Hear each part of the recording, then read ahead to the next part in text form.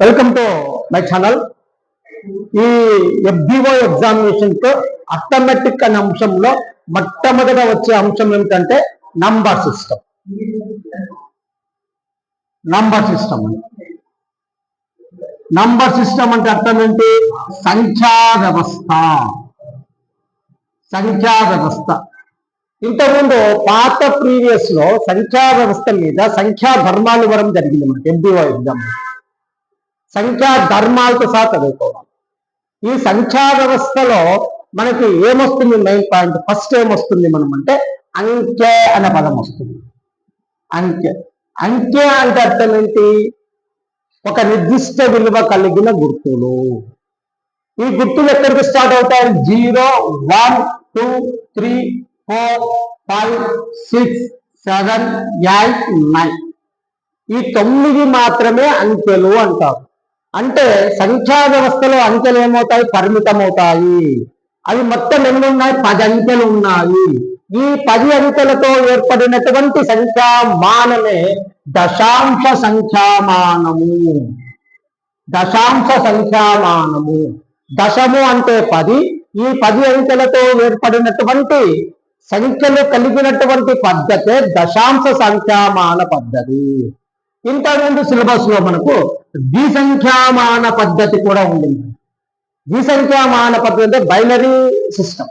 Binary system అంటే ఏమవుతుంది? 0, 1 ఈ 2 అంకెలతో మాత్రమే ఏర్పడినటువంటి సంఖ్యా వ్యవస్థ ద్విసంఖ్యా వ్యవస్థ. ఇక్కడ 0 అనే పదము 1 అనే పదము ఈ యొక్క సంఖ్యా వ్యవస్థకు ఇచ్చినటువంటి ఒక వండర్స్ అండి. ఎందుకంటే ఏదైనా ఒక సంఖ్యకు 0 కలిపితే దాని విలువ మారదు. అంటే ఇప్పుడు గమనించండి, 2 + 0 దాని వల్ల 2 అవుతుంది.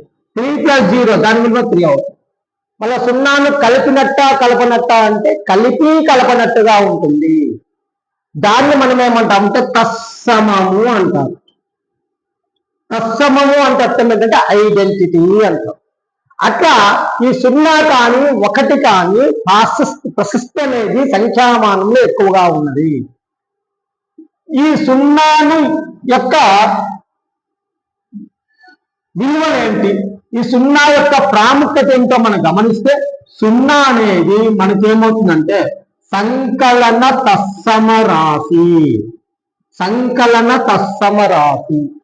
అడిటివ్ ఐడెంటిటీ ఎలిమెంట్ అంటే 0ను ఏ దాని కలిపినా దాని వాల్యూ మారదు. 0 అనేది కనిష్ట పూర్ణాంకము. అంటే మనకు నీటిగా ఇచ్చాడు సిలబస్ లో, నంబర్ సిస్టమ్ లో నీటిగా ఇచ్చాడు. Integers, whole numbers, natural numbers, real numbers, rational numbers అనే పదాలు నీటిగా ఇచ్చాడు. కాబట్టి అందులో పూర్ణాంకము హోల్ నంబర్స్ అంటే హోల్ నంబర్స్ అనేది ఎక్కడి నుంచి స్టార్ట్ అవుతాయి అంటే 0 నుంచి స్టార్ట్ అవుతాయి. నెక్స్ట్ ఈ 0తో ఏ సంఖ్యను హెచ్చింపు చేసినా దాని విలువ 0నే.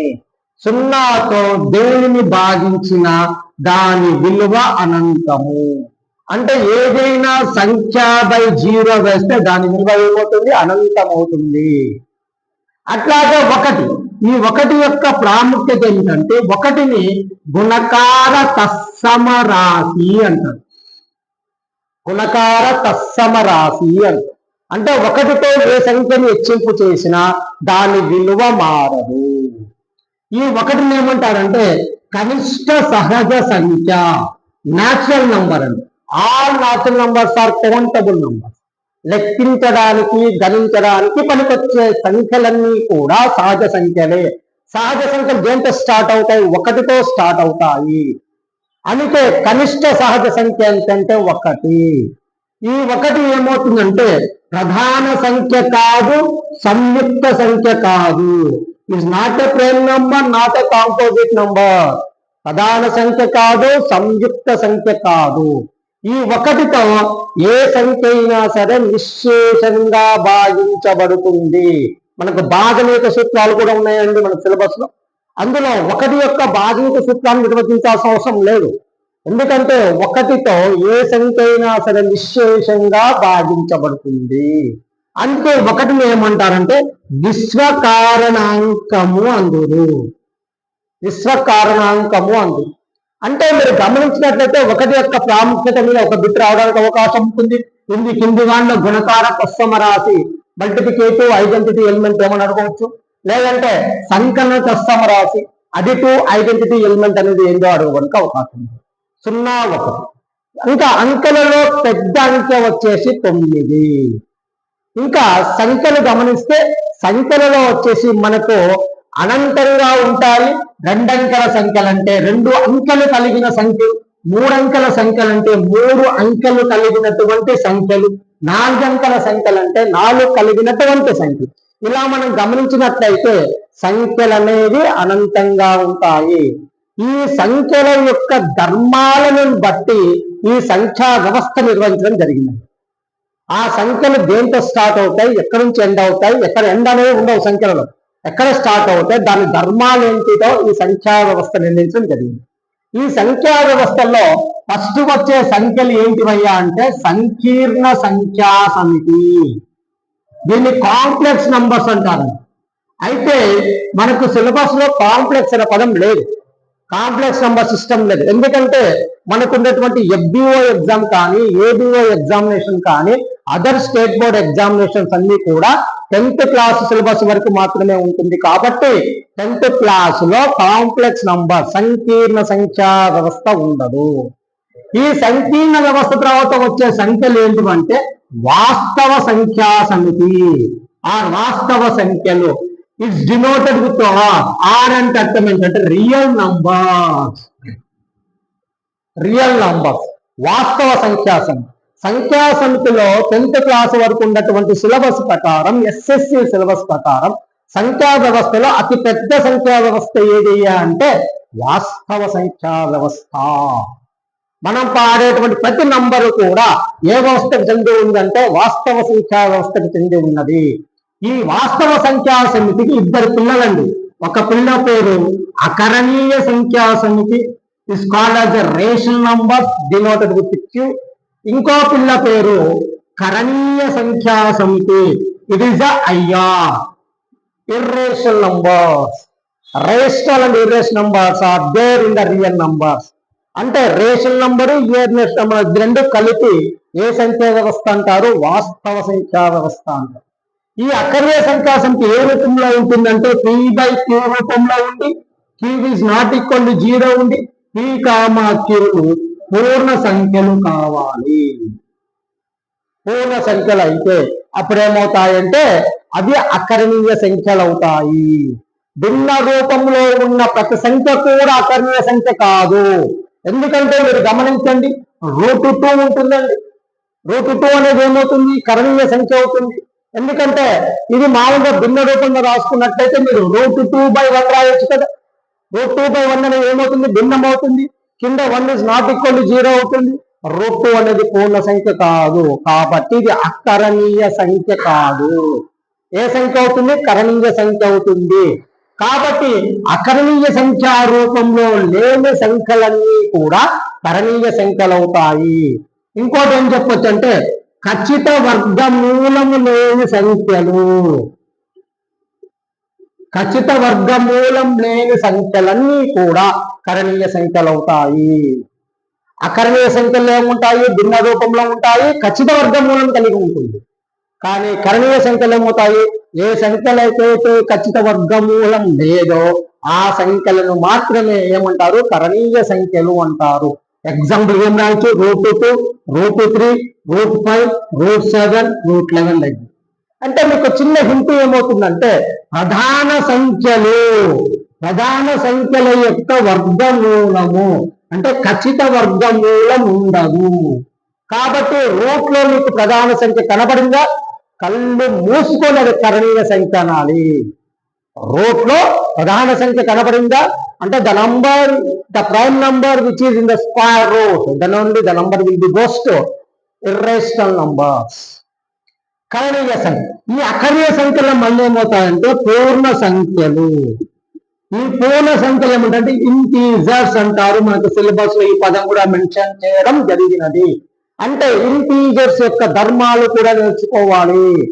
ఇంటీజర్స్ యొక్క ధర్మాలు నేర్చుకున్నప్పుడు ఆటోమేటిక్ అకరణీయ సంఖ్యా ధర్మాలు వస్తాయి, అకరణీయ సంఖ్యా ధర్మాలు, వాస్తవ సంఖ్యా ధర్మాలు వస్తాయి.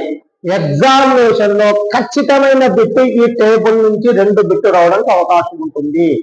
ఈ వీడియో స్కిప్ చేయకుండా చూసినట్లయితే ఒక అర్ధ గంట లోపల మీకు 2 బిట్లు కవర్ అవుతాయి. ఈ పూర్ణ సంఖ్యలు ఎక్కడి నుంచి స్టార్ట్ అవుతాయి అంటే negative numbers, 0 negative numbers to positive numbers. రుణ సంఖ్యల నుండి ధన సంఖ్యల వరకు ఉంటాయి, 0 ఉంటుంది. 0 అనేది ఏమవుతుందంటే ధనము కాని రుణము కాని సంఖ్య, అంటే నైదర్ పాజిటివ్ నార్ నెగటివ్. 0 నుండి ఎడమ వైపు పోయే కొద్దీ విలువలు తగ్గుతాయి. అంటే రుణ సంఖ్యలలో సంఖ్య పెద్దగా ఉంటే దాని విలువ తక్కువ. ఈ విధంగా కుడివైపు పోయే కొద్దీ, 0 నుండి కుడివైపు పోయే కొద్దీ దాని విలువలు పెరుగుతూ ఉంటాయి. నెక్స్ట్, ఈ పూర్ణ సంఖ్యలు ఏముంటాయి మళ్ళీ అంటే పూర్ణాంకములు ఉంటాయి. ఈ పూర్ణాంకాలను హోల్ నంబర్స్ అంటారు. ఇవి ఎక్కడి నుంచి స్టార్ట్ అవుతాయ్యా అంటే 0 నుంచి స్టార్ట్ అయ్యి అనంతం వరకు ఉంటాయి. ఏ సంఖ్యా సమితి అయినా కూడా అనంతంగానే ఉంటుంది. స్టార్టింగ్ నంబర్ చెప్పొచ్చు కానీ ఎండింగ్ నంబర్ చెప్పలేము. అనే దాన్ని ఇన్ఫినిటీ అంటారు. ఈ పూర్ణాంకంలో ఏముంటాయి మళ్ళా అంటే సహజ సంఖ్యలు ఉంటాయి. సహజ సంఖ్యలు న్యాచురల్ నంబర్స్ అంటారు. Natural number start with 1, 2, 3. ఈ సహజ సంఖ్యలు ఏమవుతాయంటే ధనాత్మక సంఖ్యలు. All positive numbers are natural numbers. ఈ సహజ సంఖ్యలకు 0 కలిపితే పూర్ణాంకాలు వస్తాయి.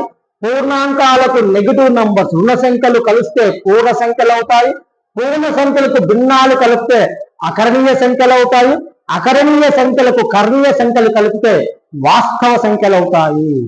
అంటే మీరేం చేయొచ్చు, సహజ సంఖ్యలన్నీ ఏ సంఖ్యలు అవుతాయి అంటే వాస్తవ సంఖ్యలు అవుతాయి. పూర్ణాంకాలన్నీ ఏ సంఖ్యలు అవుతాయంటే వాస్తవ సంఖ్యలు అవుతాయి. పూర్ణ సంఖ్యలను ఏ సంఖ్యలు అవుతాయంటే వాస్తవ సంఖ్యలు అవుతాయి. అకరణీయాలన్నీ ఏమవుతాయంటే వాస్తవ సంఖ్యలు అవుతాయి. కానీ వాస్తవ సంఖ్యలన్నీ కూడా సహజ సంఖ్యలు కావు. వాస్తవ సంఖ్యలన్నీ పూర్ణాంకాలు కావు. వాస్తవ సంఖ్యలన్నీ పూర్ణ సంఖ్యలు కావు. వాస్తవ సంఖ్యలన్నీ అకరణీయ సంఖ్యలు కావు. పై నుంచి వచ్చినప్పుడు కావు అని అనాలండి, కింది నుంచి వచ్చినప్పుడు అవును అని అనాలి. ధనాత్మక సంఖ్యలు ఏవి అనేటువంటి క్వశ్చన్ వస్తే సహజ సంఖ్యలు రాయాలి. ధనము కాని రుణము కాని సంఖ్య కూడా కలిసిందంటే పూర్ణాంకాలు అంటారు. రుణ సంఖ్యలు కలిసినాయంటే పూర్ణ సంఖ్యలు రాయాలి. భిన్నాలు కలిసినాయంటే అకరణీయ సంఖ్యలు రాయాలి. అకరణీయానికి కరణీయం కలిపినమంటే వచ్చే సంఖ్యలు ఏమవుతాయి, వాస్తవ సంఖ్యలు అవుతాయి. అంటే మీరు పిక్చరేషన్ ఎలా గుర్తుపెట్టుకోవాలి అంటే ఒక పెద్ద బాక్స్ గా తీసుకున్నాం అనుకో. ఈ బాక్స్ అనేది వాస్తవ సంఖ్యా సమితిని చూపించింది అనుకోండి. ఇందులో 2 సపరేట్గా ఉంటాయి. అకరణీయ సంఖ్యలు వేరే, కరణీయ సంఖ్యలు. ఇది క, ఇది ఆ. అకరణీయ సంఖ్యలు ఏముంటాయి మళ్ళా మనకు పూర్ణ సంఖ్యలు ఉంటాయి. పూర్ణ సంఖ్యలు ఏముంటాయి, పూర్ణాంకాలు ఉంటాయి. పూర్ణాంకాలు ఏముంటాయి, సహజ సంఖ్యలు ఉంటాయి. కరణీయ సంఖ్యల్లో అటువంటి భావన అంటూ ఉండదు. ఇలాగా మనం క్లారిటీగా చదువుకున్నట్లయితే అందులో ప్రతి అంశం కూడా వెరీ వెరీ వెరీ ఇంపార్టెంట్. ఎట్లా ఇంపార్టెంట్ అంటే ఎక్కడి నుంచైనా పెట్టుకోవడానికి అవకాశం ఉంటుంది. మనకి ఎఫ్డిఓలో ఎఫ్డిఓలో కూడా మనకు నీట్ గా నంబర్ సిస్టమ్ అని మెన్షన్ చేసి దాని కింద సంఖ్యా వ్యవస్థలు ఇచ్చడం జరిగినది. కాబట్టి ప్రతి సంఖ్యా వ్యవస్థ ఎక్కడి నుంచి స్టార్ట్ అవుతుంది, ఎక్కడి నుంచి ఎండ్ అవుతుందో చూసుకోవాలి. ఇంకా మీరు బాగా గమనించండి, ఈ సహజ సంఖ్యా వ్యవస్థ తీసుకున్నట్టయితే ఈ సహజ సంఖ్యా వ్యవస్థ ఏం చెప్తాం మనము, ధనాత్మక సంఖ్యలు అనే భావన చెప్తాం. అంటే all positive numbers natural numbers అంటున్నానండి, అది బాగా గుర్తుపెట్టుకోవాలి. ఆల్ పాజిటివ్ అన్ని ధనాత్మక సంఖ్యలన్నీ సహజ సంఖ్యలు. రేపొద్దున మీకు చిన్న కన్ఫ్యూజ్ అయి పెట్టిస్తాం. ధన పూర్ణాంకాలను ఏమంటారు అంటారు. అంటే ధన పూర్ణాంకాలు అంటే ఎక్కడి నుంచి స్టార్ట్ అవుతాయి, ఒకటి నుంచి స్టార్ట్ అవుతాయి, 0 స్టార్ట్ కాదు. 0 ఎందుకు కాదు, 0 అనేది ధనము కాని రుణము కాని సంఖ్య.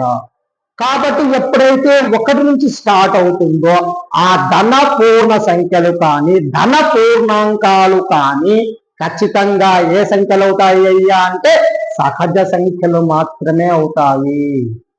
ఈ సహజ సంఖ్యా వ్యవస్థ తీసుకున్నట్లయితే ఈ సహజ సంఖ్యా వ్యవస్థలోనే మళ్ళీ మనకేముంటాయి, సరి సంఖ్యలు, ఈవెన్ నంబర్స్. మీకు అంత ఐడియా ఉంటుందండి. ఈవెన్ నంబర్స్ అనే పదం బాగా ఉపయోగిస్తూ ఉంటాం. సరి. రెండుతో నిశ్శేషంగా భాగించబడే సంఖ్యలన్నీ కూడా సరి సంఖ్యలే అవుతాయి. సరి సంఖ్యల నిర్వచనమే అది.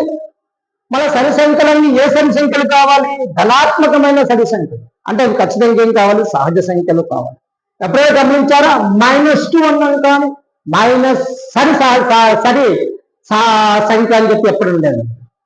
-3 అన్నాం కానీ మైనస్ బేస్ సంఖ్య అనలేదు. కాబట్టి సరి సంఖ్యలన్నీ కూడా ధనాత్మక సరి సంఖ్యలే. నెక్స్ట్ బేసి సంఖ్యలు అంటే ఏమవుతాయి? 2తో భాగిస్తే శేషం 1 వచ్చే సంఖ్యలన్నీ కూడా బేసి సంఖ్యలు అవుతాయి. నెక్స్ట్ వచ్చే సంఖ్యలు ఏ సంఖ్యలు అండి? ప్రధాన సంఖ్యలు, prime numbers. Very very very important in competitive examination. ప్రధాన సంఖ్యలు, పేర్ల నుండి ప్రధానమైన సంఖ్యలు అంటే ఒక ప్రత్యేకమైన నియమం కలిగి ఉంటుంది. ఏ నియమం కలిగి ఉంటుందంటే ఏ సంఖ్యలకైతే 1 మరియు అదే సంఖ్యచే భాగించబడతాయో, లేదా ఏ సంఖ్యలైతే 1 మరియు అదే సంఖ్య కారణాంకాలుగా కలిగి ఉంటాయో ఆ సంఖ్యలను మాత్రమే ప్రధాన సంఖ్యలు అంటారు. సరి సంఖ్యలైతే 2 ఎక్కంలో పోతుంది, 1 చేత పోతుంది, అదే సంఖ్య చేత పోతుంది, అంటే 3 సంఖ్యలు వస్తాయి. కానీ ప్రధాన సంఖ్యలు ఏమవుతాయంటే 1 మరియు అదే సంఖ్య చేత మాత్రమే భాగించబడే సంఖ్యలు ప్రధాన సంఖ్యలు అంటారు. దీనికి ఇంకో పేరంటే అభేద్య సంఖ్యలు అంటారు. ఇంకో పేరంటే అవిచ్ఛిన్న సంఖ్యలు అని కూడా అంటారు. ఇంగ్లీష్ అయితే ఒక పేరే ఉంటుందండి, తెలుగులో అయితే 2-3 పేర్లు ఉండడానికి అవకాశం ఉంది. కాబట్టి నా యొక్క సలహా ఏంటంటే తెలుగు మీడియం స్టూడెంట్స్ కూడా you must know the English terminology. తెలుగులో తప్పు ఉంటుందేమో కానీ ఇంగ్లీష్ తప్పు ఉండడానికి అవకాశం లేదు. ఈ ప్రధాన సంఖ్యలు ఎక్కడి నుంచి స్టార్ట్ అవుతాయంటే 2, 3, 5, 7, 11. సో ఇది కూడా సంఖ్యా సమితి కాబట్టి ఇది కూడా ప్రధాన సంఖ్యలు అనంతంగా కలిగి ఉంటాయి. ఇందులో చిన్న ప్రధాన సంఖ్య ఏది అయ్యా అంటే 2. సరి ప్రధాన సంఖ్య 2. మిగిలిన సంఖ్యలన్నీ కూడా బేసి సంఖ్యలే. ఇక్కడ మనకు క్వశ్చన్ ఇవ్వడానికి అవకాశం ఉంది. ఈ కింది వాటిలో సరైన వాక్యాన్ని గమనించండి లేదా గుర్తించండి అని వచ్చు. 1 ప్రధాన సంఖ్యలన్నీ బేసి సంఖ్యలు అవుతాయా? 2వది సరి ప్రధానాంకం 4. 3వది సరి ప్రధానాంకం 2. 4వది 2 తప్ప ప్రధాన సంఖ్యలన్నీ కూడా బేసి సంఖ్యలేనా అని. అంటే అప్పుడు మీరు ఆప్షన్ ఏం గుర్తుపెట్టుకోవాలి? 4వ ఆప్షన్ రాయాలి. అంటే 2 తప్ప మిగిలిన ప్రధాన సంఖ్యలన్నీ కూడా ఏ సంఖ్యలు అవుతాయి? బేసి సంఖ్యలు అవుతాయి. ఈ ప్రధాన సంఖ్యలు 1 నుంచి 100 వరకు 25 ఉంటాయి. 1 నుంచి 1000 వరకు 168 ప్రధాన సంఖ్యలు ఉంటాయి. దీని గురించి క్లారిటీగా ఒక్కొక్క టాపిక్ తీసుకొని ఒక్కొక్క దాని మీద మనం డిఫెండ్ చేస్తాము. ఈ ప్రధాన సంఖ్యల తర్వాత ఇంకా వచ్చే సంఖ్యలు ఏంటంటే ఇంకొకటి సంయుక్త సంఖ్యలు. ప్రధాన సంఖ్యలు కాని సంఖ్యలన్నీ కూడా ఏ సంఖ్యలు అంటారు? సంయుక్త సంఖ్యలు అంటారు. కాంపోజిట్ నంబర్స్ అంటారు. ఇలా మనం నంబర్ సిస్టమ్ చదివేటప్పుడు ఒక్కొక్క దాని మీద క్లారిటీగా చదువుకోవడం, అవసరమైన చోట వర్గము, వర్గమూలాలు, గణమూలాలకు షార్ట్ కట్ తెలుసుకోవడం, డివిజబిలిటీ లాస్ భాజనీయత సూత్రాలకు షార్ట్ కట్ తెలుసుకోవడం వలన ఈ యొక్క ఎగ్జామినేషన్ పాయింట్ ఆఫ్ వ్యూలో మనము బాగా చేయడానికి అవకాశం. ఒకటి గుర్తుపెట్టుకోండి మిత్రమా, కాంపిటేటివ్ ఎగ్జామినేషన్ అంటే సొల్యూషన్ అవసరం లేదు. Just we put the tick on the 4 options only.